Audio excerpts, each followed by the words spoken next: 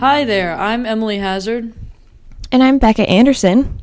And this is Grey's Anatomy Uncut, a podcast where we discuss and analyze episodes of Grey's Anatomy. Today, we are doing Season 2, Episode 5, Bring the Pain, originally sung by, good lord, Wu-Tang Clan. The Wu-Tang Clan. Sure. Original air date, October 23rd, 2005. Written by Shonda Rhimes. She's back. Directed by Mark Tinker. 18 million viewers, down from last week. Do you have follow-up, Becca? Not really, no. All right, I have a little bit of follow-up. I don't know where my head was last week, but I didn't even say how many viewers it had. So last week's episode, 204, had 18.28 million viewers, which was actually up from the week before. And another bit of follow-up, there was a continuity error. Bailey said that Jeremiah was her patient at least 5 years, and she's a fourth-year resident. And I don't know why I didn't think of this, but that's a huge theory. Oh my gosh, you're right. Yeah. That's just it's sitting right there. It's sitting right there up for the taking. And if you don't know what the theory is, it's that the whole show is being broadcasted by Meredith, and she's saying it to her children. She's sitting in a nursing home with Alzheimer's, and she's saying all the narrations are her talking to her children, and inconsistencies in the show are explained away by the fact that she has Alzheimer's and that she's an unreliable narrator. So that's my little theory that I've been talking about for the past 16 episodes. So just a real quick thing before we go into opening statements.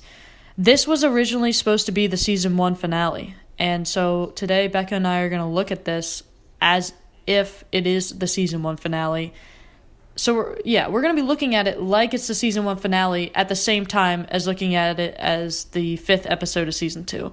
But when you do it that way, you see a ton of story arcs. You see how this 100% could be a finale. And yeah, I'm so ready. Yeah.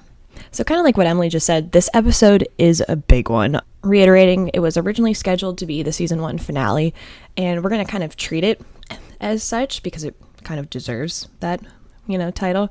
But the sad thing is that this episode, which is, I'm going to call it the almost season finale, is better than, I'm going to say, 80% of the other season finales that we get later in the show. And it's in episode 5. So that's kind of cool. This episode really talks a lot about pain and the pain kind of associated with love, with either getting love, keeping love, or losing love.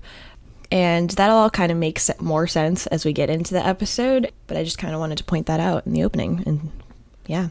Mm-hmm. That's interesting that you say that you think that this episode is better than 80% of the season finales later, because when you said 80 was a guess. No, I'm just thinking about it, because just a quick question, would you consider this episode better than the season 1 finale? That's a hard question. Overall, I think yes, it's a better episode. However, that cliffhanger can never be beat. That's what I was gonna say, was I think it's a better episode overall, but what the season 1 finale did in terms of the cliffhanger and leaving you there, I think was more effective than if it had gone to this moment. Mm-hmm. Yeah. I was mostly talking about because I think season 1, 2, 3, 4, I think those 4 are the best season finales, and then everything else is kind of meh. And so I see this episode as being better than all of those meh season finales. Oh definitely. That's kind of what I was saying. I honestly believe, and maybe I'll rethink this when we get to it, but I honestly think that this episode might be better than the season 3 finale. All right, so my opening statement.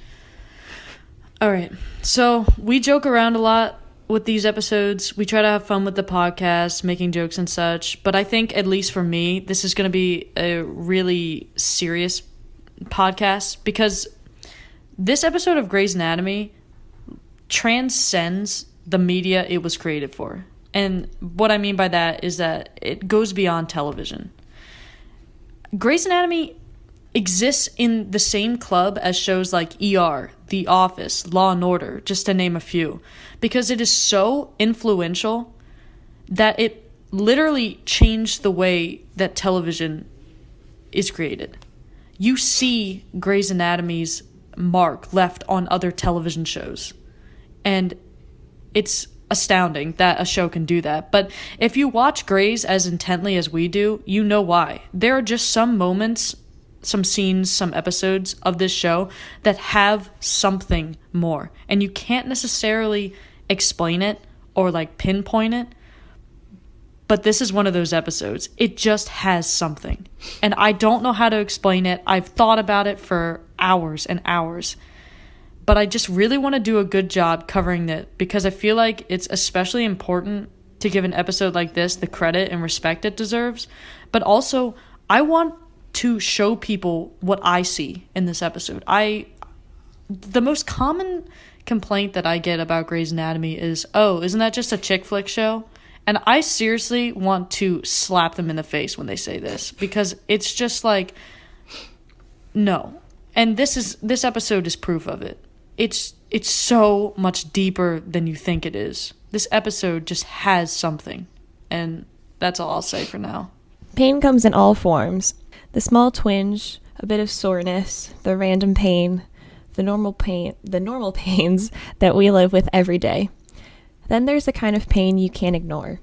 A level of pain so great that it blocks out everything else, makes the rest of your world fade away until all we can think about is how much we hurt. How we manage our pain is up to us. Pain. We anesthetize. I didn't say that right. That's okay. Ride it out. Embrace it. Ignore it. And for some of us, the best way to manage pain is to just push through it. So the opening song is When I Come Home by Blue Eyed Sun. Mm-hmm. And I thought it was 100% necessary to talk about this opening scene. Oh, yeah. You have to talk about this scene. So, do you have anything that you want to say about the scene? Definitely not as much as you did, but I think it's such a good opening. Right off the bat, we're really shown pain associated with love in more of a sense of, like, angry, like, frustrated pain than, like, the sad pain that I think we'll get a little bit later. And I also love, like, just how blunt Izzy is. Like, she basically just looks Alex in the face and is like, yep, tonight sucked, and it's all your fault, and I hate you. And he's just like, what? Oh yeah, I didn't mention that yet, but Izzy finally got her this episode. She finally got some stuff to do, like some really solid stuff. She did. And I also kind of like, Meredith also has that same thing. And then, like, one of my favorite parts is when Meredith just starts hitting Derek with her purse. Like, finally, and she's oh like, my get god. Out, get out, get it's out. So glorious. Like, oh my god. It's amazing. But I really think the best part about this opening scene is the interactions and chemistry between Izzy, George, and Meredith. And I think the thing that I realized, like, after, you know, this is like my third time watching this episode or something, was you have to remember, like, they are still, like, pretty new in their friendship, you know, like, because internship is like a year, right? Mm-hmm. Yeah. Yeah. And so, like, this is, you know, maybe like 2-3 months into their friendship. Season 1 is 1 month. It's 2 months. Season 1 is 2 months.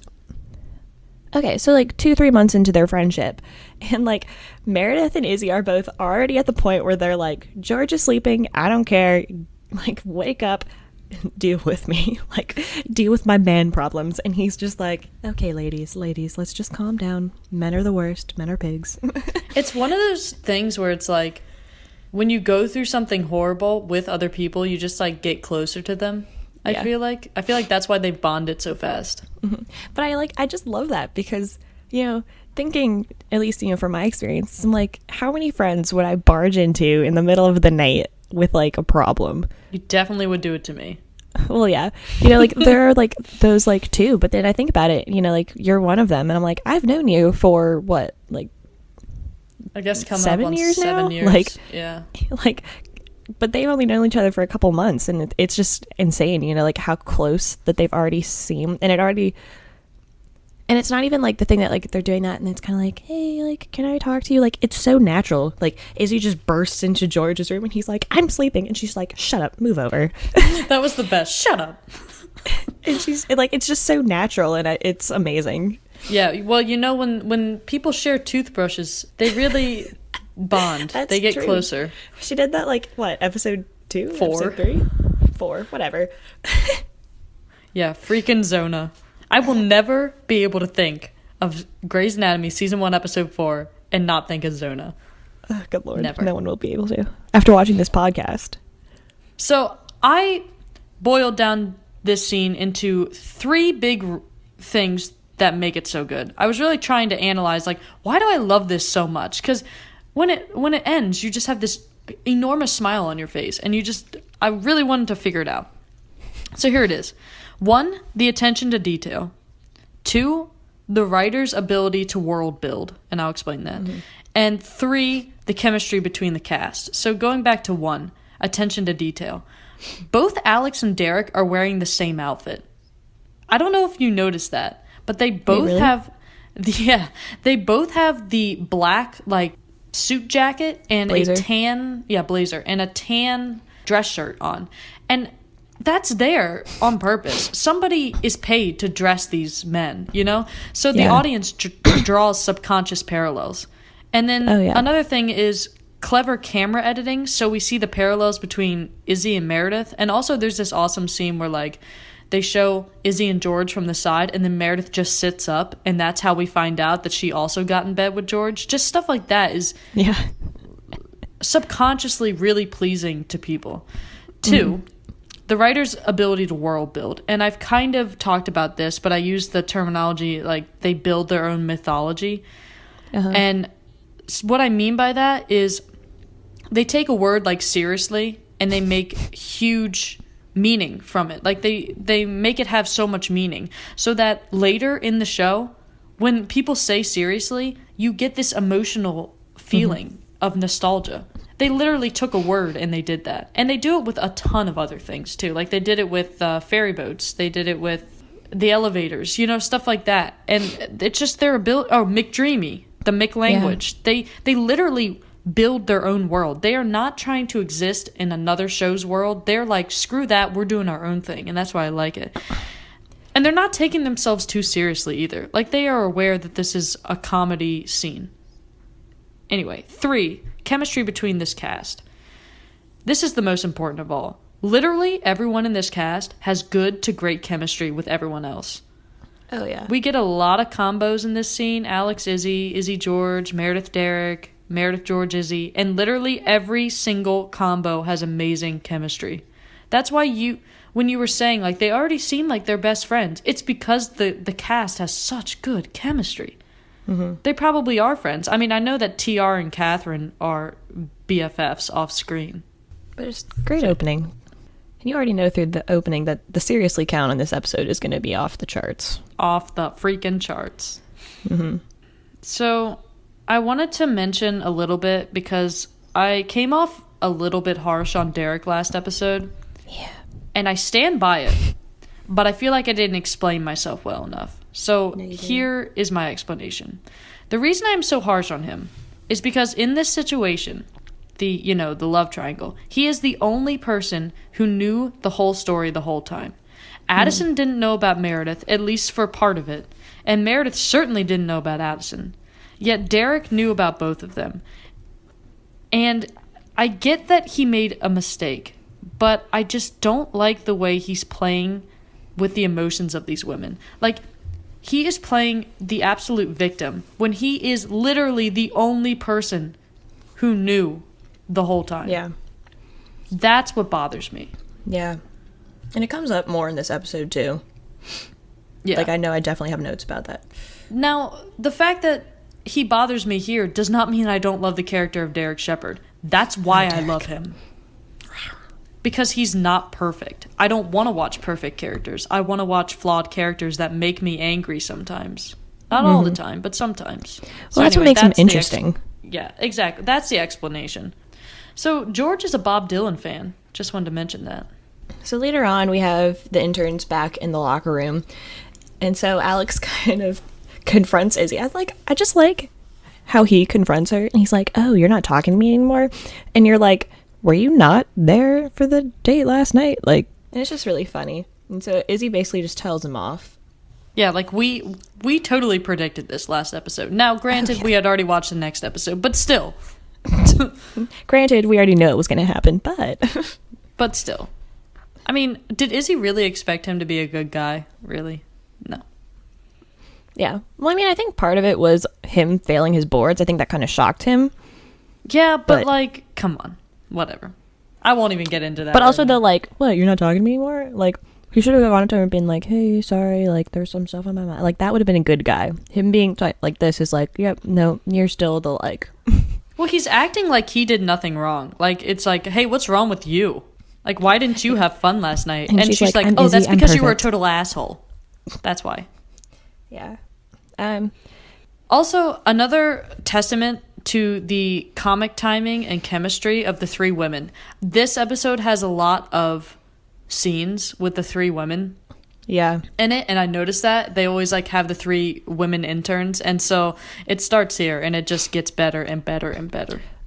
Well, and I kind of like how they included all three of them, because a couple episodes ago, remember, we had Izzy basically complaining to Meredith and kind of being like, oh, you know, sometimes it seems like it's you and Cristina off to the side. And so I kind of like how they did make this whole plot line, like, or not really like plot line, but like made an effort to like continuously show the three women together and like talking and like interacting. I thought, like, looking at this screenshot I took, when I saw that they like were all wearing like shirts underneath their scrubs, I literally thought there was going to be something with those colors.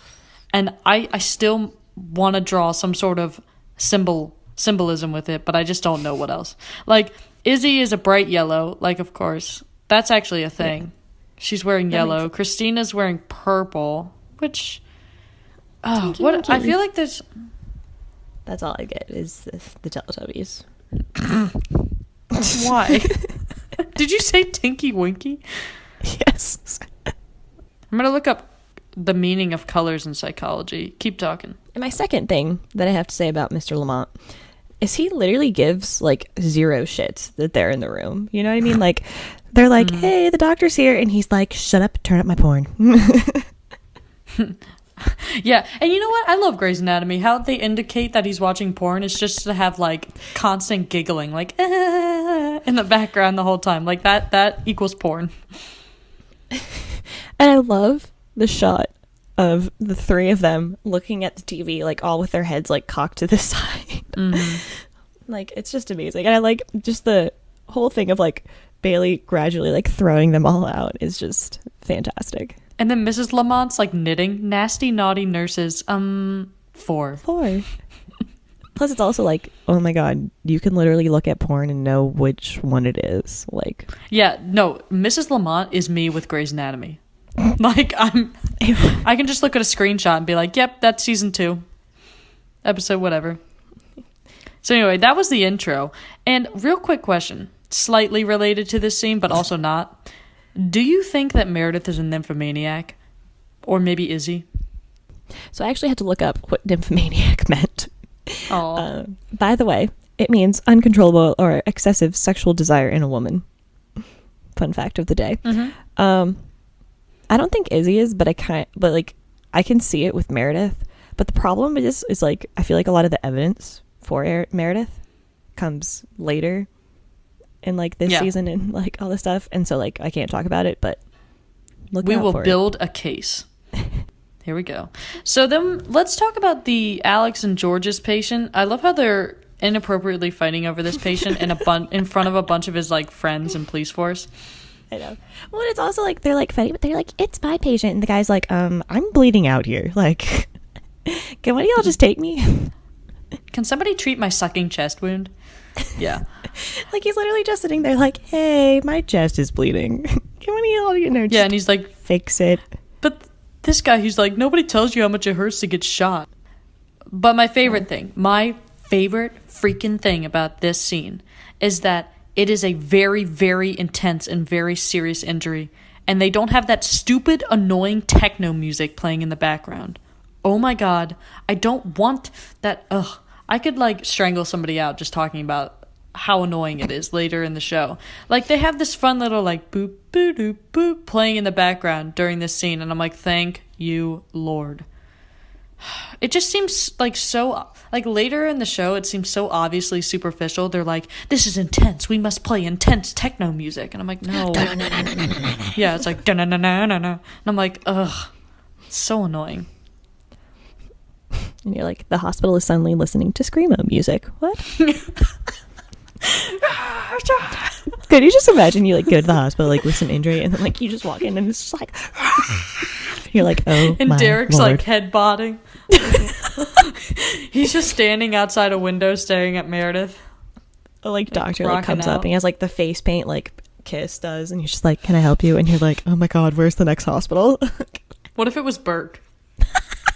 Can I help you? I woke up like this.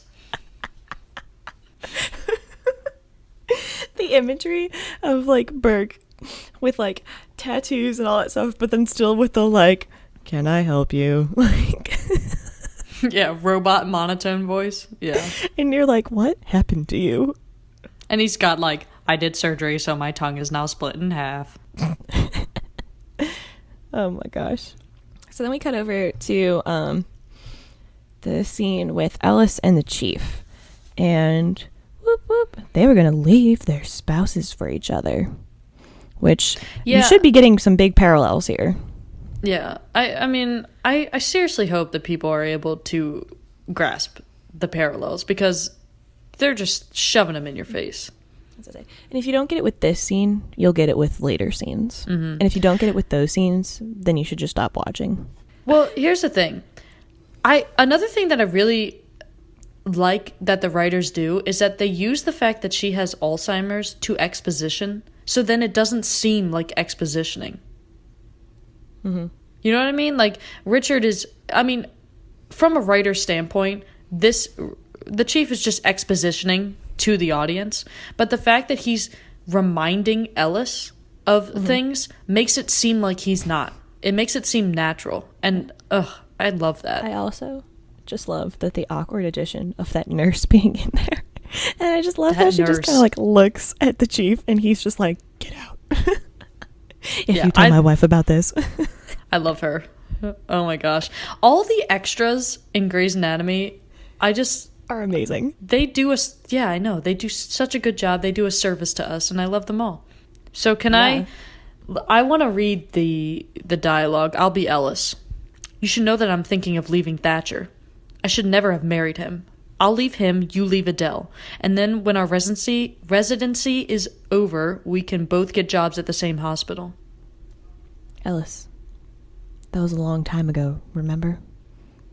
We had this discussion 21 years ago. Think about it, Richard. We should make the break now. If we wait until residency is over, you'll be in one hospital, I'll be in another. We could end up on opposite sides of the country. It'll be too late. Mm-hmm. So, yeah. So we get a lot there with what is happening. Mm-hmm. But mostly the fact that they, 21 years ago, talked about leaving their spouses for each other. Yeah. Well, Ellis actually did. Mm-hmm. Remember, because she's not with Thatcher anymore. Yes. Yeah. She actually did. And if you do pay attention, to our amazing timeline, 21 years ago, subtract Meredith's age, she was definitely alive. So it wasn't like Ellis was pregnant or something. Meredith was probably 4? Maybe? She was a little girl, but she was definitely around. Yeah. So he knew. Do you think that maybe that was one of the biggest reasons he didn't leave Adele? Because we know that Ellis kind of resents Meredith. And so I wonder if part of the reason why the chief didn't want to leave Adele for Ellis was because of the child. Huh. I've honestly never really thought about it like that. I just always kind of thought,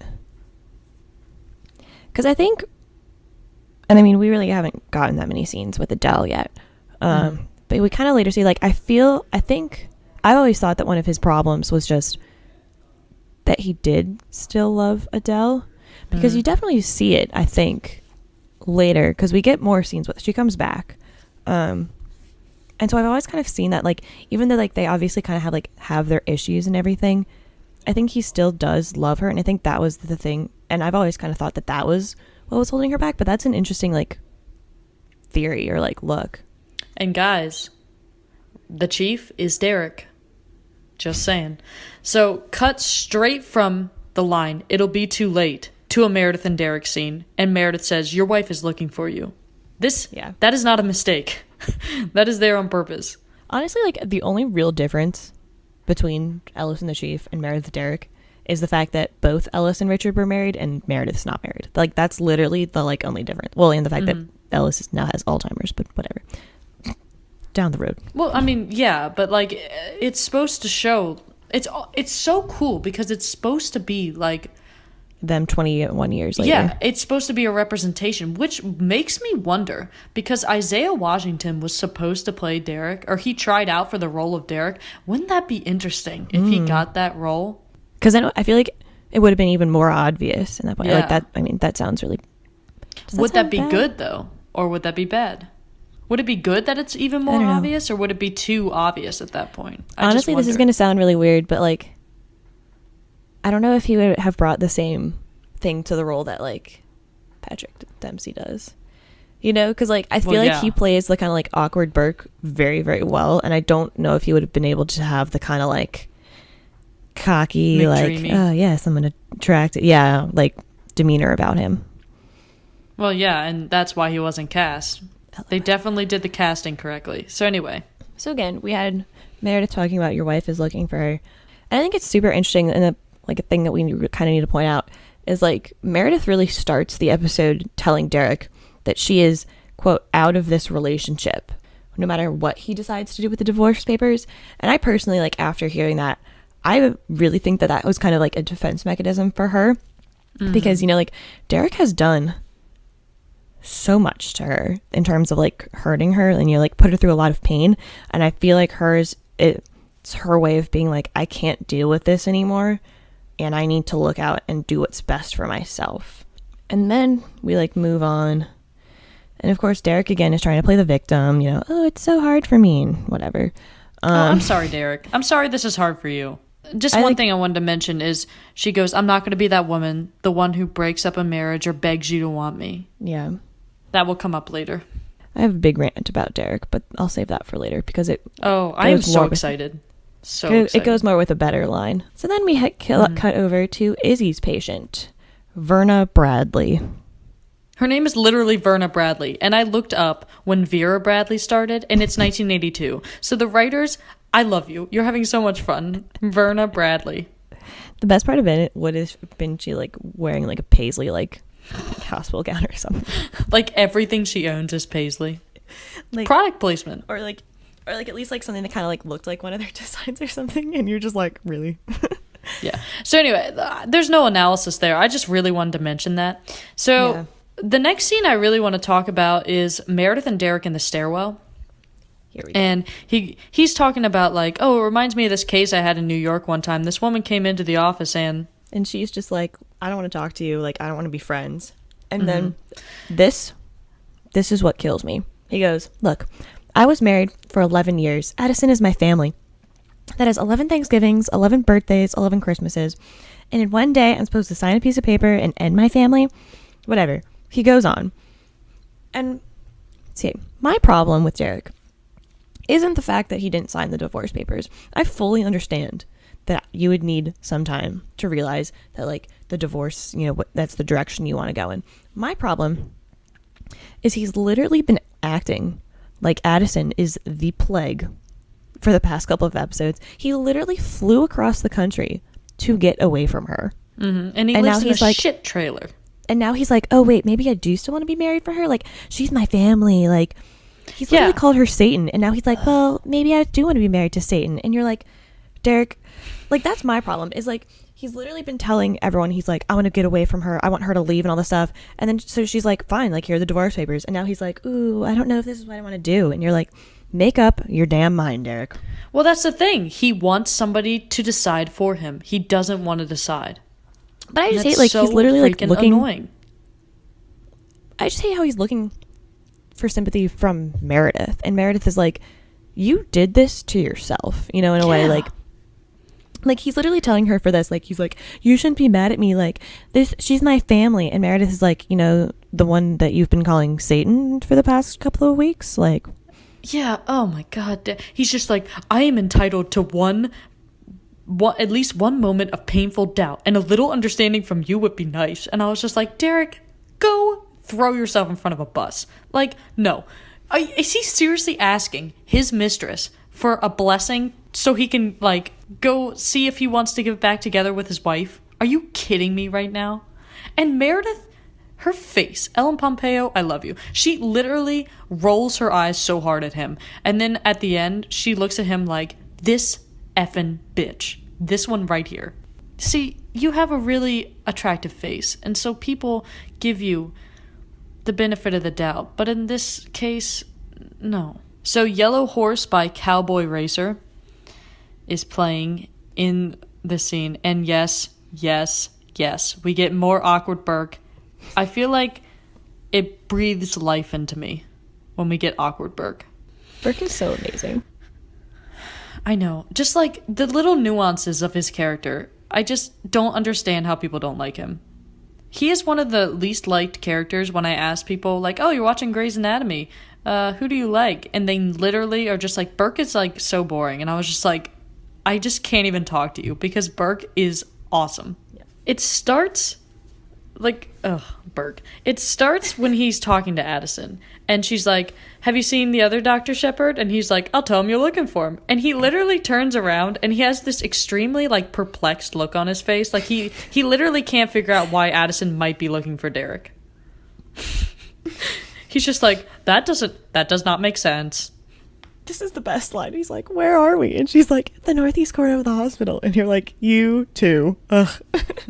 You too. Oh, and it's like, wave your hand. I mean, Cristina like, is literally says that. Cristina is the yang to his yin, if you will. I told a joke. I just can't. Like, the confused look on his face, like, why is Addison looking for Derek?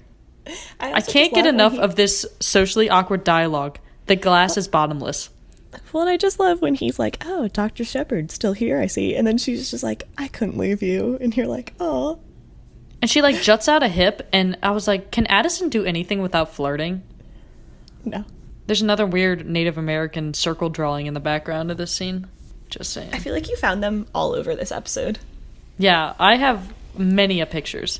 Let's talk about the rookie cop and how he is George from season 1, episode 1 of the show. This is one of the character arcs I was talking about in the beginning, how we 100% see it start in the pilot and it finish up here. So yeah, if you remember, I feel like the easiest ones to see are George and Alex in this. Oh yeah. If you remember from the pilot, George had the appendectomy and completely bombed it, and he froze during a high stress situation and bombed it basically. So let me just draw the parallels for you. George, first day on his job, the cop, first month on the job. They both froze during high stress, crucial situation in their day. They were both afraid that they would never live it down. And so when George says, you'll absolutely live it down, it's clear that something big is going to happen to George in this episode because he's finally going to live down this appendectomy from the pilot. It's foreshadowing. It's genius. Well, that's, and I kind of like it because, like, it's not 100% like in your face, like, oh, look, this patient is George. But, like, it's there that, like, you can tell, and, like, I just like it. It's good. It's a good addition. Shout out to Lizzie, who said that if she, in the first episode of this podcast, said that she would, if she could make one change to the pilot, it would be that George would succeed. And I said to her, yeah, but he doesn't succeed because of the character arc he does later. This is what I'm talking about. That's what I was talking about all those episodes ago. This episode and this patient only holds weight because he didn't succeed in that surgery. Yeah. Which is why he didn't succeed. And Alex going, quote, I always follow through, also foreshadowing. So just this little tiny clip where Izzy and Bailey are talking, and Bailey's like, Izzy, be thorough. And then Katherine Heigl does this, like, oh my God. And then she goes, I am thorough. I just want to throw that out there. It was one of my favorite moments of this episode. Yeah. And that's saying something. Yeah. And then we cut over to the world's greatest three women. Mm-hmm. And I just love how they're like, I hate Alex. And then Meredith's like, I broke up with Derek. And they're all just like, ugh. There's this amazing screenshot that I got. And Meredith is doing her eyes rolling, I don't give a crap face that she does so well. Izzy is just staring off and she's just like, ugh, I hate Alex. And Christina's like, yeah, I don't care. Like, they all Burke have faces wants to have on. a relationship. I don't know how to interact. Boys are stupid. Yep. What a great just like a three little, leading ladies. Great little scene. So then the power goes out in like half the hospital, which, casual. Can we just do this real quick? This real quick dialogue. Yeah. Oh God, what am I gonna do? You mean without my porn? Read a book. Talk to your wife. I love how Christina's like, I'm sure you'll find some sort of normal way of amusing yourself. I need my porn. Christina's just like, I could care less. So then Addison parkours into the next scene, and she's already got, like, the laydown of the power situation. She's like, I got this, Chief. I'm surprised she's not already wearing, like, a hard hat. She's like, briefing the Chief on what's going on in his hospital. Don't worry, Chief. I'm going out to fix the generators now. She's literally been here for a week, and she's already running the place. You know how to fix generators? And she's like, duh, bitch. I'm Addison Shepherd. Montgomery Shepherd, excuse me. Yeah. I had to lengthen my name because I'm that awesome. And she's like, good air in, bad air out. And the Chief is like, I can't stay mad at you because you're so damn charming. I also love this little, like, they cut from Addison briefing the Chief on all the, like, backup. She's like, the backup generators we're running on, one of them's down or whatever. And then Anna, Meredith's patient, goes, why do the lights keep flickering? And then Meredith is like, something about a backup generator. And it's like, the writers are just finding new creative ways to show that Meredith is inferior to Addison. It's just fantastic. So how do you feel about when Anna says, I'm talking about my family. You don't anger the ancestors. For me, that conjured up thoughts of ancestors. Okay, there's this huge parallel that's happening in the show right now between the older generation and the younger generation. Mm-hmm. And then Derek earlier said, this is my family, that's 11 Christmases, whatever. Well, how do you feel about that?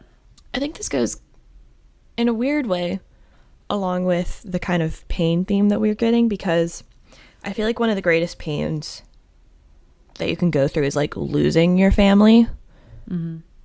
I kind of like how they had that mixed in, like, with this tradition with Anna, and having the, like, like, you can't anger the ancestors, what my dad says, go, like, finding souls kind of thing.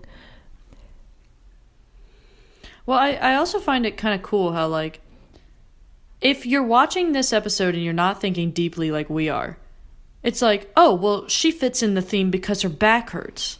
But then there's just so many more layers to it. You know because what I mean? Her back hurts? Well, that's she's in a tremendous amount of pain because she's in physical pain.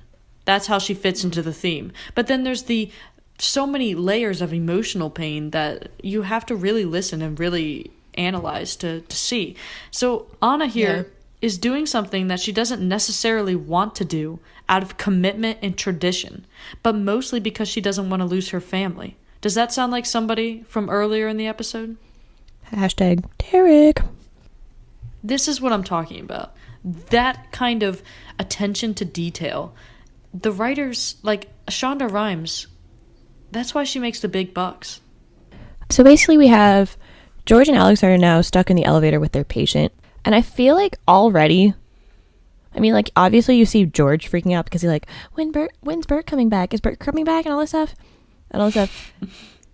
So, like, obviously George's really nervous. But I kind of like how, like, even though Alex isn't freaking out in that sense, you still get that, like, he's, like, you know what I mean? Yeah, like he just deals with it differently. Yeah. I feel like the last time we saw a big scene happen in an elevator was going all the way back to season 1, episode 2, the first Meredith and Derek kiss in the hospital. But then the Bailey yelling at Derek was also recently. So, like, we're starting to see a theme of elevators, and trust me, it won't go away. Richard in the hat, and then Addison being like, "Ooh, I like the hat." So, yeah. Oh my god. His freaking hats. His hat collection. His freaking hats.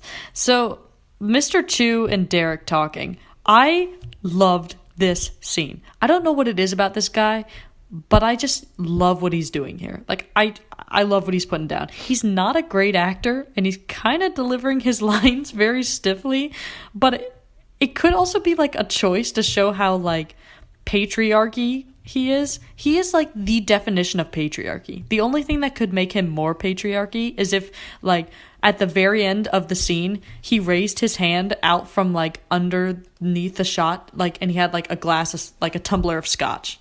See, I kind of thought his, like, stiff manner, as, like, the show kind of portraying him as that type, and making him seem uptight and kind of like the leader and, like, my way it goes and that kind of thing. Like, I don't know, I think that, like, that mannerism worked for what his character was about. Mm-hmm. Oh my god, I just love him so much. Like, there's something about this dude, this actor. I feel like I need more of it. But more importantly, the discussion of missing souls. I just love the imagery and kind of like the sound of a missing soul. Like, Izzy mentioned that Cristina was missing a soul when she got sick. Mm-hmm. Or, you know, a few episodes ago, and she happened to get sick in that episode. So I find that kind of like too interesting to be a coincidence. Like, and oh my god, Derek. Finding her soul won't be easy. It never is. Good god. And so now we another woman explaining to the chief why the hospital isn't working. Yeah, the chief is just like, I still don't understand what's happening. And Bailey's like, let me explain it to you. I love how she does it. He's just like, Bailey, you know everything. Tell me whose butt to kick. And she was like, yeah, that's you. You dumbass. You didn't authorize the replacement generator. Save the money for the new MRI machine. And he, like, looks at her and she's just like, okay, bye. In your freaking face, the chief. And oh my god, this scene. It's so brief, and, like, I almost didn't mention it, but I literally rewound this 5 times to watch it. So Burke comes back. And there's, like, obviously you've seen the episode, so you know that's just that little gap or whatever. But he, like, literally, like, dive rolls onto the ground. He, like, dives into the scene, and it is so funny. I watched it so many times. He's just like, hey, this isn't gonna be too sterile. And he, like, literally, like, you just hear, like, a huge thud. Like, he probably, like, collapsed in front of this door. It's so funny. I would have well, that probably didn't help the stare. I would have killed to see that from, like, the other side, like where they were like someone standing on the other side. I would have died. In the next scene, with the 3 women. Oh yes, okay, we're gonna dinner theater this. I guess I'll be Izzy and Meredith. Okay, I'll be Cristina. I'll be on the OR floor. Hey, wait, where are you 2 going so fast? Burke is talking George and Alex through heart surgery in the elevator. Shepard is setting up a shaman healing ritual. Rock on! I have porn guy. I love Izzy's rock on. Like, this little scene is just so amazing, and I love, like, and then poor Cristina is like, are you serious? I got stuck with porn guy. Damn it. Oh my god. I also find it kind of interesting how when Meredith is alone with Derek, she calls him Derek, and when she is talking about him, she calls him Shepard in this episode. What? Did you think I'd some kind of pervert watching that stuff in front of you? Well, yes. Cristina is so blunt. Like, okay, so Izzy says whatever's on her mind, but, like, in a different way than Cristina does. She's just like, yeah, I thought you were, like, some sort of sex weirdo. Of course. You're not? Question mark. So then we cut to literally the perfect song they could have chosen for this next scene. Prelude to Love in the Making by the same woman who wrote Ruby Blue, that is impossible to pronounce. It's Prelude. Prelude? Yeah, Prelude. Yes, that's what it said. That's how it said. Prelude. That's how you pronounce it? Yeah, it's the Prelude. I thought it was Prelude. No, I always say Prelude. Prelude? I don't know. You know what? Let us know, everybody out there. So how do you feel about the fact that Alex doesn't take the scalpel and George has to step up and do it? I personally love this scene. For me, it just really shows how much Alex's confidence has been shaken by him not passing the boards. And this is really where we get into his story arc, in the sense of thinking this as, you know, the season 1 finale. Because the first episode, you saw him as this super cocky, arrogant, like, surgeon who was like, I'm basically God, I know everything, you know. But then, you know, cut back to him now, and he literally is so shaken by the fact that he didn't pass his boards that he allows himself to be overshadowed by George. And George is the person who he's literally made fun of this, like, throughout the entire show, of just like, and I think it's just crazy. Like, you realize that he really isn't that cocky, arrogant guy we met at the beginning of season 1. You know, he's changed so much. So this is the completion of both of their character arcs. This is it. George started very low, and he ends high, and Alex started very high, and he's ending very low. It's kind of interesting how I always said that I saw Alex as a foil to George, and if you were to map their character arcs on like a graph, it would literally be a foil. Where somewhere in like the middle of the season, they met in the middle. Yeah. It's so interesting. When Alex gave him Sif. Yeah, true. In a gross way. And oh my God, Izzy. So I made this video a few years ago, which was like all of Izzy's best moments. And this one was high up there. And it was, you guys see anything? Poor George, he doesn't have the steadiest hands. Izzy. Yeah. He can hear you. Like, it's just so amazing. And then Izzy does this face like, ooh. Katherine Heigl, I love you.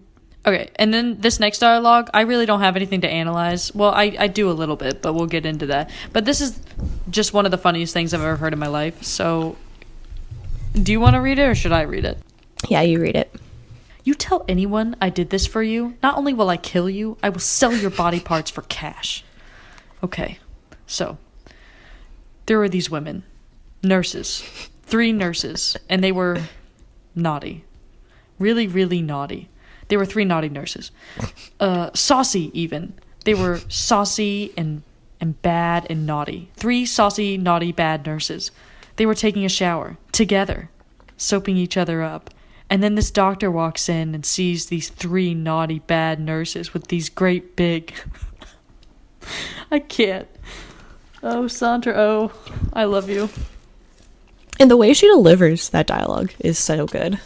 Like, I didn't do it any justice. But to anyone who's a big Grey's Anatomy fan, I'm just going to say this, and I'm not going to elaborate.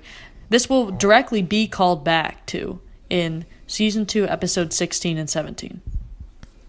Yeah, and we'll point it out when we get there. Oh, yes, we will. So then we cut over to Izzy telling Verna that she's come to the hospital for the past 7 years on that same day. Coincidence that the number 7 holds tremendous meaning for in Grey's Anatomy, aka the 7 years you spent here, and this was supposed to be the finale. I also just really like, I don't know, she just is such a sweet patient, and I feel like this was really a moment of when Izzy's personality really works for her being a surgeon. Yes, exactly. Because, you know, like, we've had a lot of moments in previous episodes of people telling her, like, don't become too attached and all this stuff. And I feel like this is the moment when it, like, really works. And it, like, I think that was what helped her to help the patient. Of, like, yeah, that's exactly what I wrote, was that Izzy is so receptive to human emotions that most of the time it's her downfall. But in this case, she was the only doctor in 7 years that was finally able to diagnose this woman. So, okay, so let's talk about the heart in the elevator as a concept. I have a lot of notes on this. Do you have anything you want to say? You can go first. So this just idea. I mean, obviously, they sat down and they workshopped this and brainstormed it in a writer's room. The idea of a heart in an elevator is a stroke of genius, and I have 4 main reasons. 1, it shows the audience high-stress emotional situation in a way that we just can't understand when an attending is operating, but is probably something that the interns feel all the time. Now the audience feels it. Because, like, when we're watching, like, Burke perform or something and he's flawless, it's not scary to us. But when we're like, ooh, George messed up in the past. Ooh, Alex is kind of an ass. Oh, my God, they're the ones cutting into them? Then you're like, holy crap. And they do this through Alex sweating a lot. The lights are low in the scene. And they use kind of strange angles in the shaky cam. The shaky cam is one of Grey's Anatomy's best friends. They use it again in a certain episode, and they use it perfectly then, too. Number 2, it does what Grey's does best, and it straddles the line of possible and probable. And I talk about this endlessly later in the show. There's what is possible that could happen, and a lot falls under that umbrella. There are a lot of things that possibly could happen, 1 in a million. But what is probable? So they kind of straddle that line. Is it probable that somebody would get caught in an elevator and have to have open heart surgery? Probably not. It's possible, but it's not super probable. But still, it makes it work. You know, it's not like completely out of left field. Number 3, it completes both George and Alex's character arcs, which I've already talked about, which is genius. Also, so brilliant that it's Burke's patient, because in 101, Burke was like, he's my guy. And Bailey was like, George isn't cut out for this program. And so it's even more satisfying because of that. And number 4, it continues to world build. Oh my God. Everything in this show happens in the elevator. And this is just another little thing you can put on that list. Really the biggest thing that I kind of wanted to like just reiterate that you said already was like the camera angles and like everything about this scene, like the environment and everything they put them in, make it so much more evident to the audience of how high stress this scene is. Like you said, like the shaky cam, low lights, they even do kind of like these like little close-ups to Alex and George where you can like, you know, see their sweat, see like their faces kind of like, oh my gosh, like we're about to do this, like showing the nerves on their faces. And it just makes the scene a lot more believable to the audience, but I also, you really start to feel the emotions that are going through their minds, and you really like understand what's happening, and you feel it as like an audience member. And so they did a really, really good job at just like making like everything, not only like the dialogue, you know, like they don't, you know, obviously you have them like talking and you're like, oh, they're nervous, but it was like everything about this scene gave you that like vibe. Yeah, and the music is very uneasy music too. It's not calming at all. It's very strange type music. And those uncomfortably close-up shots make you feel emotion. That's what they do. And when you don't do those close-up shots, especially with shaky cam, but if you don't do them in general, you don't feel anything, which is why the show feels so clinical now, because the camera is clinical. Just like a really good job by like everyone who was directing this scene. Yeah, seriously, because they took such an easy set. It's just an elevator. They just turned the lights down a little bit, and they made it seem like they were, like, at war or something. Like, it was, like, high stakes. Like, you can almost feel what it feels like to be in that elevator. Like, stuffy and, like, scary. You can almost feel it. And then we end it with I Hear the Bells by Mike Doughty? Doughty. And then Burke goes, O'Malley, yes, sir. You just flew solo. And every time I get goosebumps. Every time he says that. I also like it too because, like, you know, like, it's not Burke being like, good job, dude. But, like, I feel like that is, like, Burke's form of affirmation. And you're just like, oh. Yeah, you're my guy. Yeah. Like, you just flew solo. And you're like, I feel it in my soul. I feel it in my soul. I remembered I do have a soul. We cut to Meredith. I want to talk about this. Well, it's not just your father. Not just for your father. You believe it too, right? I know it sounds like a load of crap, but watch the ritual. You'll see. See what? The moment it happens. I love that. Like, there's something about, like, spirituality that gets to me. Like, I'm not into organized religion one bit, but there's something about, like, mysterious spirituality that, like, that's my jam. So, like, the the moment it happens, you'll see it. And I'm just like, oh, I cannot wait. And so they bring in this guy that, oh my God, how do you even describe this man? This shaman. I don't even know if words can suffice. He is so cute. He's got like a hazy, far off look in his eyes, like he's seen some stuff. Look at him. Well, yeah, he's capturing souls for people. He's seen some shit. Yeah, true. He's a soul catcher. And then we cut back to Cristina. Oh, yes, I'm so very naughty, Bianca said as she dropped her stethoscope. Me too, said Crystal as she snapped on her surgical glove. And then there was Marta. And, like, my question, can you just imagine, like, that instead of Bianca, Crystal, and Marta, it's like Izzy, Cristina, and Meredith? Right, like, because this episode has made it a big deal to have those three in scenes together. Yes, I'm so very naughty, Meredith said as she dropped her stethoscope. Me too, said Cristina as she snapped on her surgical glove. No. If anyone is Marta, it's Meredith. Oh my gosh, yes. If anyone is Marta, it's Meredith. Marta is a stone cold killer just like Meredith. Like, can you just imagine this? Bianca is totally Izzy. No, I don't know. I guess Crystal would be Cristina. And Marta is just Meredith all the way. They're both little monsters. Oh, yes. Marta was the naughtiest nurse of all.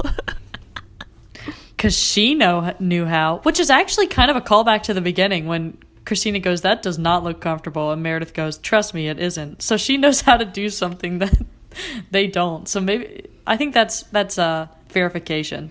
Meredith is Marta. I also just love Dr. Bailey, like, walking in the middle of the scene. And she's like, what the hell are you doing? And Christina's like, I am treating my patient. Get out. This is the closest I've ever gotten to patient care. Bailey's like, I hate you. That's so true, though. So Don't Forget Me by Way Out West starts playing. I love this song. I love it so much. And Derek goes, how long do you think it takes to retrieve a lost soul? Meredith, I don't know. And then she looks at him. The double meanings. Yeah. I feel like somebody needs to, like, shock my heart because of the double meanings in this. So I looked up soul. And I saw a bunch of definitions or whatever. But the most interesting one that I saw that kind of could relate to this is, like, there was this father and he wrote a story about watching his child take its first breath, and he said he found his soul. And so I was like, okay, so in this case, can a soul be associated with a person? So is it possible that Derek has not found his soul yet? So when he asked, like, how long do you think it takes to retrieve a lost soul? He's lost right now and he's on a journey to find his soul, maybe? Well, in the way I kind of thought about it, which, like, could be completely wrong, but this is just kind of what I thought, is, like, I think you might be, like, born with, like, an incomplete soul. And in the way, like, that the part of this, like, the thing that completes your soul could be found in another person. Mm-hmm. Kind of like what people are, like, oh, like, these people, like, call each other, they're, like, soulmates. And so, like, you finding them is, like, thus, like, completing you and your soul. Which I feel like probably sounds super, super cheesy, but, like, and I'm not necessarily, like, saying that, like, the, like, what completes you, like, has to be in another person, because I think, like, in, you know, like, Anna's situation, like, what ended up completing her was, like, just kind of, like, being with her family and that kind of thing, and, like, allowing this ritual and, like, that kind of thing, and just being caught up with, like, her family and her love. I was thinking that maybe she got her soul because of the faith she has.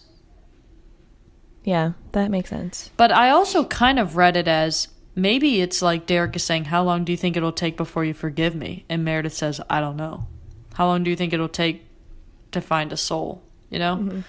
There's something just so ambiguously or, like, delicious about the word soul. I just love it. Or, like, what if he was, like, talking, like, how long do you think it'll take you to find it within your soul to forgive me? Mm-hmm. Or even something more interesting going off of what you were saying was, like, you're born with an incomplete soul. I think maybe you could start the narrative that people along your way in life add a piece You know what I mean? So it's not like one other person. It's not like a single person. It's like a bunch of things. Yeah. I like so that. like maybe really good friends add a piece, you know? Yeah. Or like a certain experience or something. Yeah. I like that.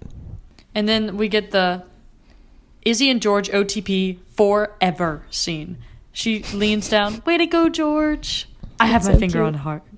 Very cool. I was just like, I could watch them just talking for 45 minutes. And then we go back into like Verna. The heart and soul stuff. Yeah, this episode has kind of a sub-theme of heart and soul. I think that goes along with the pain, though. Like the pain of your soul not being complete. That's what I mean, like a sub-theme. So it's so cute. We learned that, like, Vera, 27 years, I loved the man next door, and he loved me. I know how this is going to sound, but Ted was my soulmate, and then he just died. Which, the fact that she's saying it to Izzy hurts, like, my soul. Yeah. And you'll know what I'm talking about later. It's foreshadowing, and it hurts me so much.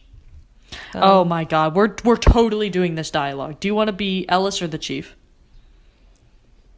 I'll be the Chief. You were Ellis earlier, so we'll continue that. I told Thatch I'm leaving him. You left Thatcher, Ellis, but I couldn't bring myself to leave Adele. Do you remember? Painted horses. Yes. We were on the carousel in the park. It was raining. I have an offer from Boston General. You took it to get away. We swore to never talk again about what we had together. It was going to always be our secret. Richard? Yes, Ellis? Carousels give me the creeps. Ugh. Yeah. What a just, like, obviously she's not talking about carousels. You know what I mean? Like, just, like, the fact that they're talking about a carousel, but they're really not talking about a carousel is... Yeah. Well, and the carousel theme comes up later, too. Oh, over and over and over back, in this show. This show has a thing for carousels. But anyway, I also love the little touch of Ellis talking in the present and Richard talking in the past throughout the whole thing. She goes, I told Thatcher I'm leaving him. And he goes, you left Thatcher. Like, yeah. Kate Burton plays a slightly confused Ellis Gray so well. All the choices she makes are so interesting. And then here's the most pivotal line from Mrs. Lamont. I'm grateful for it, meaning the porn. It takes away his pain. And you see, the thing is, Henry takes away my pain. Such a good. And then maybe, just maybe, Burke takes away your pain, Cristina. In fact, we know he does, judging by last episode. And I think that that's the moment she realizes that she wants a relationship with him. Continue. I was going to say, it takes, like, what had been kind of like a comedy storyline, you know, like porn guy and whatever, and it gives it, like, some impact, you know, like, that's kind of when you realize, like, yeah, like, he has been kind of funny this whole episode, and it's been, like, the like, relief or whatever. But then it, like, gives it a little something that you're like, oh. See, that's what Grey's Anatomy always does, is that they're like, comedy, comedy, oh my god, serious. Or, like, you'll just be like, serious, comedy, you know? And they do it, like, they turn on a dime, and it's awesome. But anyway, what I was saying was that eerie look that Anna gives Meredith, and they just kind of nod at each other, and you're like, you just saw the moment that it happened. And there's something so mythical and kind of like amazing about it. And then as soon as she sees Anna get her soul, Meredith turns and looks at Derek. Yeah. That's the first thing she decides to do, is immediately look at Derek. So then there's a quick cut to Derek and Meredith in the surgery, Anna's surgery. And we look up and who's watching? And we just God look herself. up and see the Emperor. Yeah, like literally. No, and we kind of said that as a joke, but there's a reason why she's up there. She is shot in this scene as a godly figure. Like, even when Meredith and Derek are alone, she's still hovering over them, watching. And they keep putting her in black and red lipstick, I think because she's a symbol of death for Meredith and Derek. She's the Grim Reaper. That's why she hasn't been wearing any other colors this whole run that she's been in the show. Well, I think that was also kind of like the reminder for Meredith that, like, no matter what happens, like no matter if Derek signs the divorce papers, like I feel like Addison's always going to be there in a sense, and like she's always going to have that in the back of her mind that like that happened, which actually begs the question. Okay, so at the end of this episode, she goes, I have been looking for you all day, or something like that, and he goes, well, you found me. And I always found that strange, because it was like, you saw him like a few scenes ago. What if Addison wasn't there? I never What if thought it was about just it like both of them thinking about Addison? Yeah. That would blow my mind. Like my mind would explode if that was what the was the purpose of that scene. As her being like, I've been looking for you all day. Like I've been looking for you to talk to all day. And so like, yeah, but like, what if she actually wasn't there? And they both, and that was just them. That was just a creative way for the director and the writer to show this is Meredith and Derek both thinking about Addison. Goddamn. Holy crap. They've done it again. All right, so this is one of the most important scenes in Grey's Anatomy history. This one deserves tremendous respect, and so we're going to do the dialogue. I'm thinking I'll be Meredith. Yeah, I think you'll do it better. Seeing as I've already memorized it. Yeah. All right. I lied. I'm not out of this relationship. I'm in. I'm so in, it's humiliating, because here I am, begging. Meredith. Shut up. You say Meredith and I yell, remember? Yeah. Okay. Here it is. Your choice, it's simple. Her or me. And I'm sure she's really great. But Derek, I love you. And a really, really big, pretend to like your taste of music, let you eat the last piece of cheesecake, hold a radio over my head outside your window, unfortunate way that makes me hate you, love you. So pick me. Choose me. Love me. I'll be at Joe's tonight, so if you do decide to sign the papers, meet me there. Just let that sink in, folks. It's such a good speech. Like, I love that speech so much. And I don't know why, but this scene has always made me cringe a little bit. And I feel like that's because this is really Meredith putting herself out there. Mm-hmm. And I think we can all, at least for me, like, just looking at how the episodes have gone and, like, where it's all going, you just have this feeling that she's going to be hurt again. And I feel like that's why it makes me, like, cringe. Like, I love this quote and the whole, like, pick me, choose me, love me. Like, I love that. But at the same time, I'm always like, oh, no. Because, like, I feel like you just have that feeling, like, that she decides that she's going to put her out there to Derek. In the back of our heads, we, like, all know that he's going to hurt her again. And, like, it's just, And this was what I was talking about in the beginning of the episode. This scene has something, and I just can't put it into words. No matter how much you try to analyze it or read into it or like really try to figure out, oh, why is this scene so good? It just has something. Everything just came together to make a scene that good. The actors, the lighting, all the stuff that has been leading up to this, just it has something that transcends what I can explain, basically. Yeah. And in an interview about this scene, Ellen Pompeo said that she thought it was a great scene, but she would, quote, never beg for a man. And Meredith Grey is one of the most influential characters of all time on television and considered a feminist icon. So I've been sitting on this question, wanting to ask it when we got to this episode. Do you think Meredith is portrayed as, quote, anti-feminist in this scene because she begs for Derek? A hard no. Because for me, the definition of feminism is believing in equality for men and women. And like just in general, believing in equality. But I don't think I also don't really see this as her begging him. I see this as her basically like pouring her heart out for him. And like, so I don't see that as like, oh my gosh, she's being the girl. I see that as she's being a strong person who's ready to like put her heart out on the line, like tell someone her emotions and like just like leave it all out there. And like, and so I don't even see that as like feminist. I don't see it as feminist or anti-feminist. I just see that as her being a really strong person who's able to like give her emotions to someone else and like be okay with like saying that to someone else. Yeah.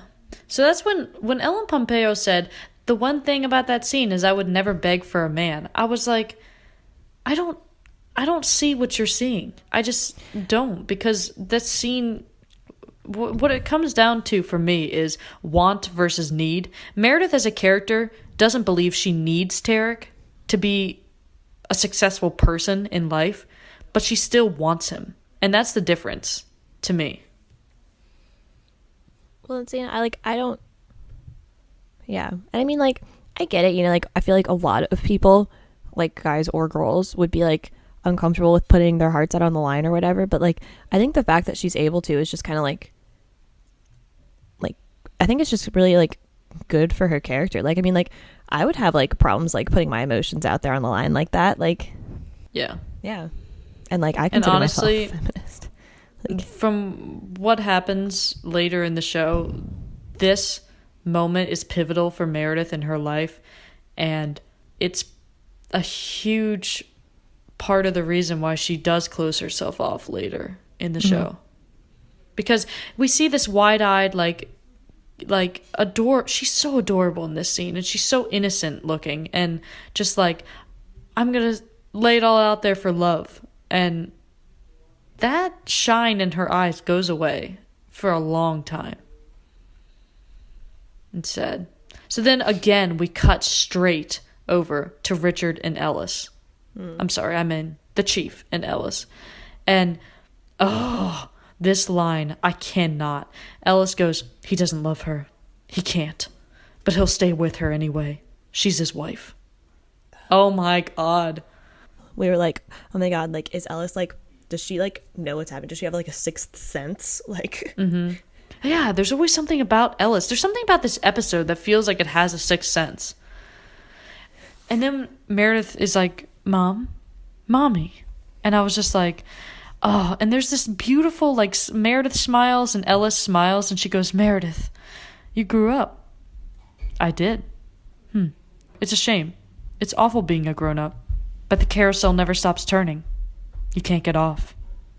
It's also such a good, like, lucid scene for Ellis, because I feel like really the only parts of the relationship that they've had that we've seen have been, like, anger and kind of, like, Ellis resenting Meredith not wanting to turn out like her mother, and, like, that kind of stuff.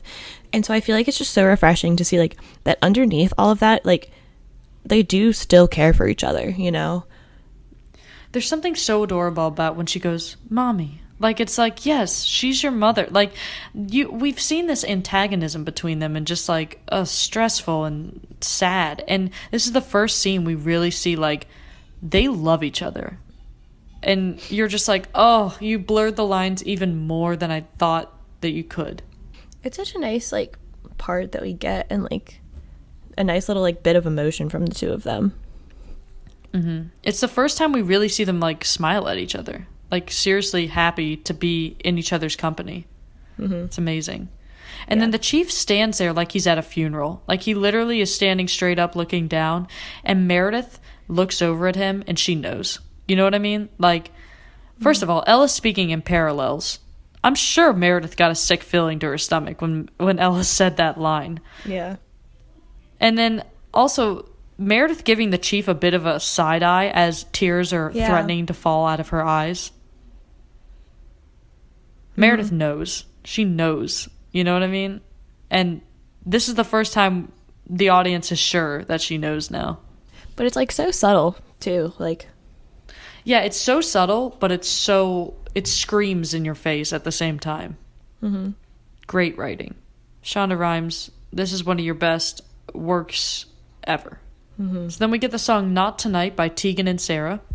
And we get Bailey and Derek, which is another really cute scene. Like, Derek has been asking for Bailey, like, he's been trying to talk to Bailey as a friend for, like, a season in 5 episodes now.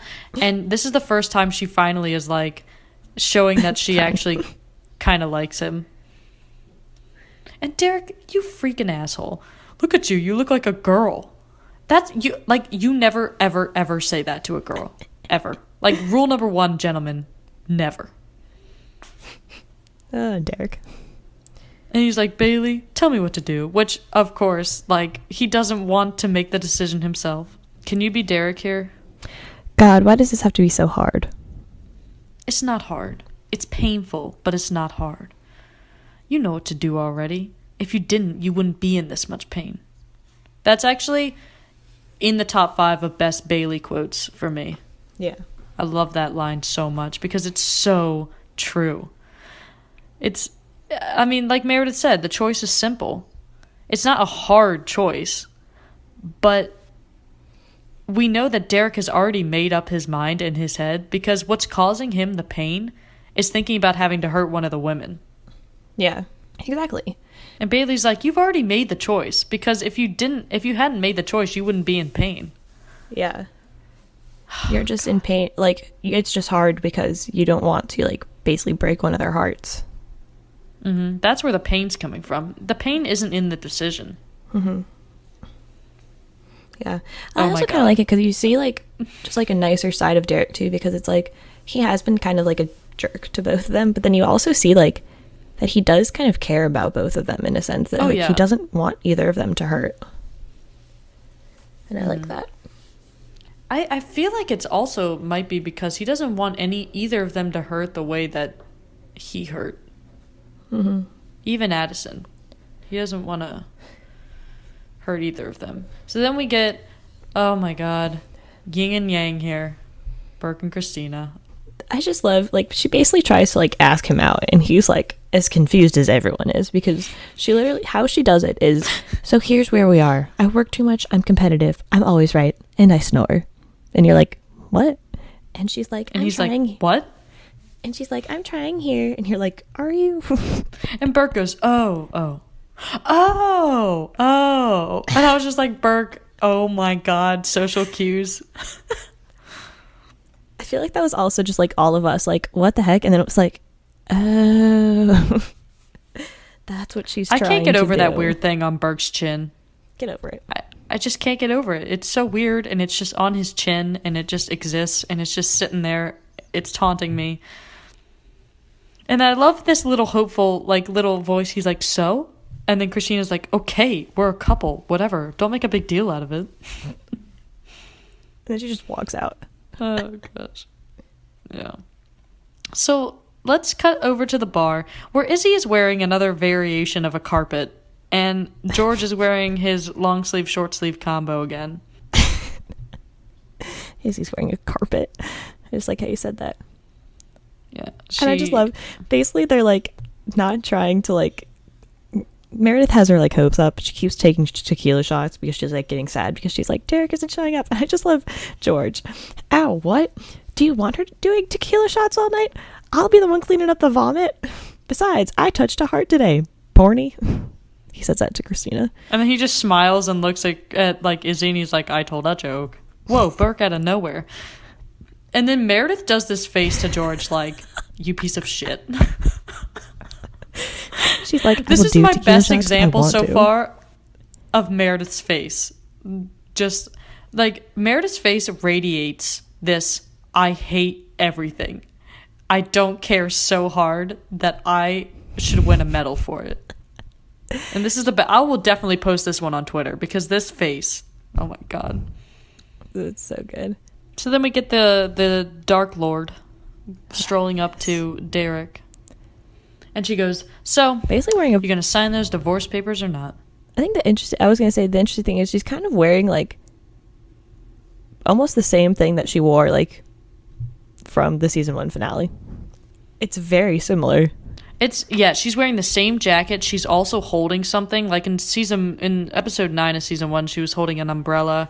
Now she's like holding a purse or something like that. But it's also the same location. So even Addison has a story arc or has a mirror shot from her first appearance and her last appearance in this season. And I'm just like, Grey's Anatomy, this is why you own my heart and soul. All right, you good? I'm going to read us out. Pain. You just have to ride it out. Hope it goes away on its own. Hope the wound that caused it heals.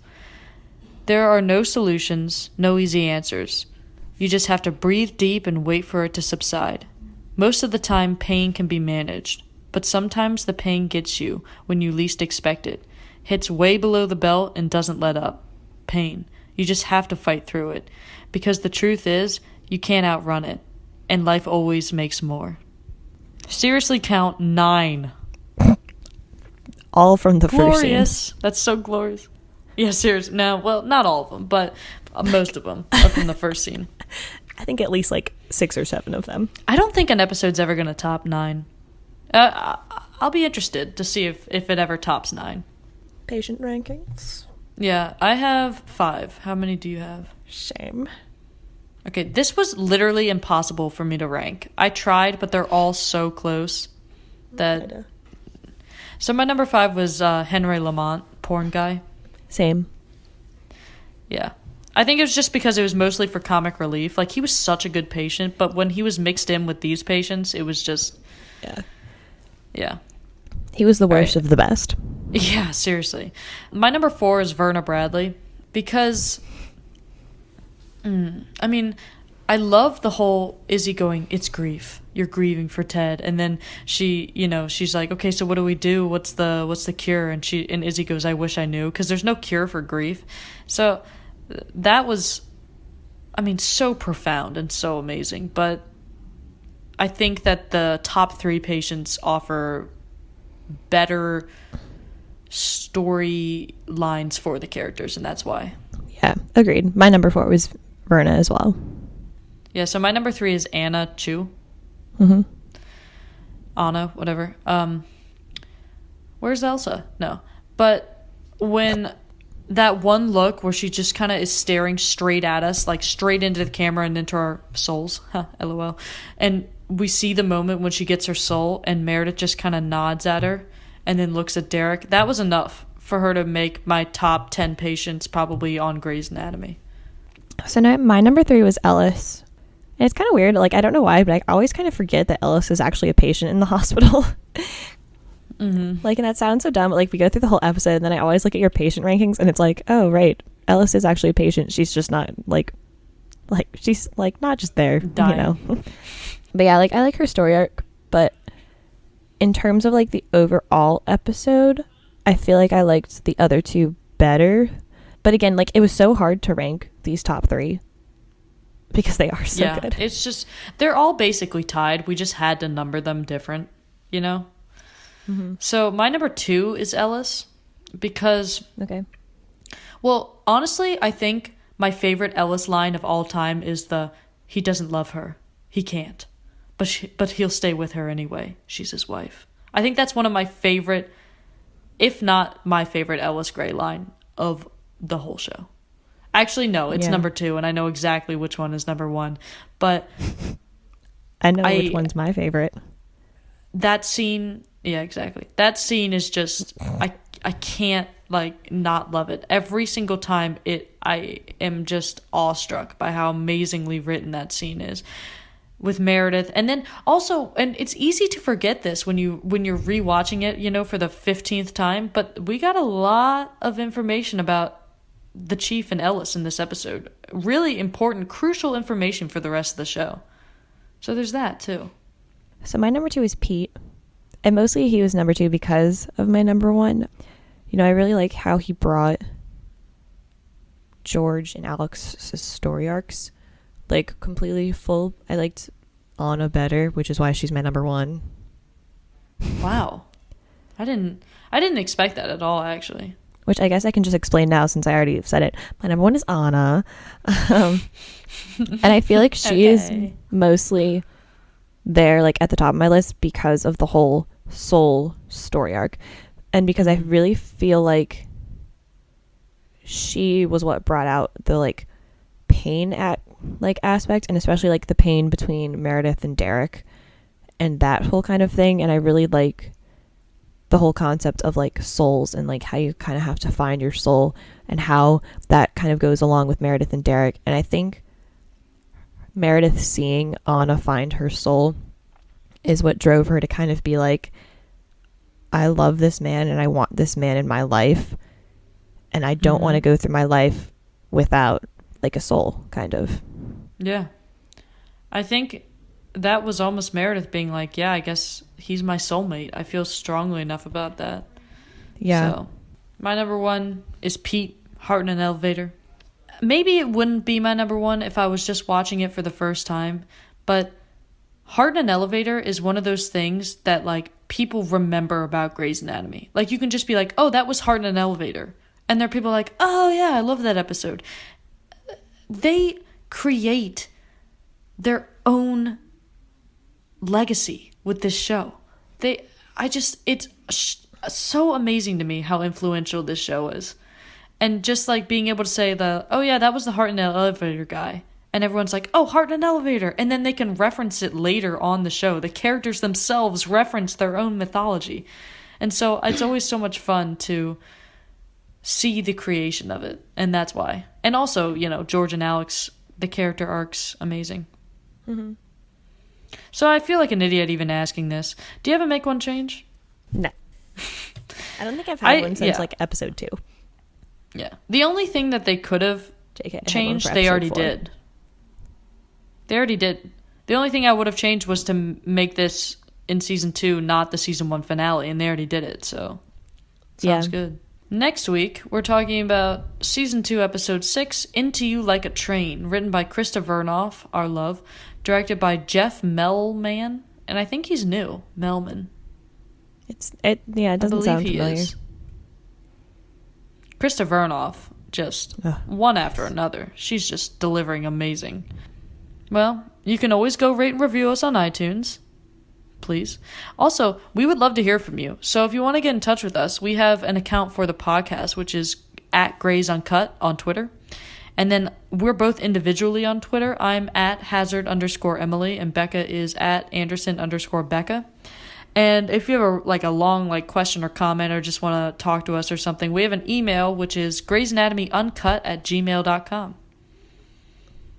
So that's it. That's all we have for you today. Thank you for sticking by us, and I hope that this commentary broadened your horizon on this episode, because I honestly believe it's one of the best episodes in television history. Yeah, so good. But can't wait for next week, because it gets better, guys. Yeah. Well, I don't know if it gets better, but it certainly does not go downhill. It keeps going strong, guys. It hits you like a train. All right. See you next time. Or hear you next time. All right. Yeah. See ya. Bye.